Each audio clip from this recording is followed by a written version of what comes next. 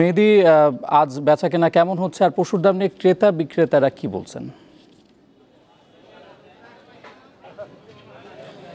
ইফতেখার, আজকে এই হাট তেজগাঁ শিল্পাঞ্চলের এই ঢাকা পলিটেকনিক মাঠের এখানে যে হাটটি বসেছে এটি গতকাল রাত থেকে শুরু হয়েছে এবং এখন পর্যন্ত এই হাট চলমান রয়েছে। গতকাল রাত থেকে এখন পর্যন্ত ব্যাপারী যারা এসেছেন তাদের কাছ থেকে খুব একটা বিক্রির খবর আমরা পাইনি। একজন ব্যাপারীর সাথে আমি কথা বলেছি, সে 15টি গরু গতকাল রাতে এই হাটে উঠিয়েছে এবং এখন পর্যন্ত তার 3টি গরু বিক্রি হয়েছে। এই 3টি গরুর আপনাকে যদি একটু দামের ধারণা দেই, আপনার 3 মণ 4 মণের যে গরু, এই গরুগুলো 1,10,000, 20, 30 মানে যার কাছে যতটুকু নিতে পারছে আর কি, এই দাম ধরে আসলে বিক্রি হচ্ছে। এবং এখন আপনি যে আসলে গরুগুলো দেখতে পাচ্ছেন এগুলো কিন্তু তুলনামূলক ছোট আকারের গরু।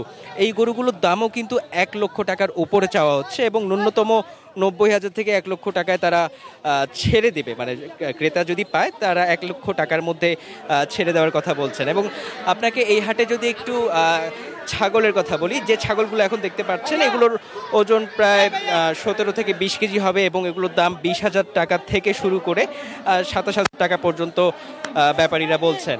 এবং এই যে বড় ধরনের যে গরুগুলো দেখতে পাচ্ছেন, এই গরুগুলোর ওজন আনুমানিক তারা বলছে 4 মণ বা 5 মণ হবে। এই গরুগুলোর দাম চাওয়া হচ্ছে 1,50,000 টাকা।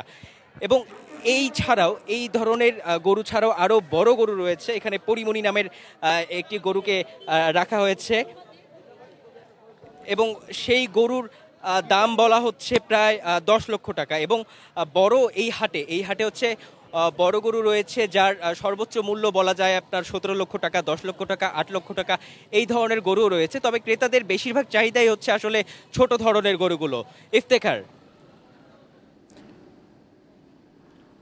দর্শক, রাজধানীর কোরবানির পশুর হাটের খবরাখবর জানাচ্ছিলেন সহকর্মী মেহেদী হাসান।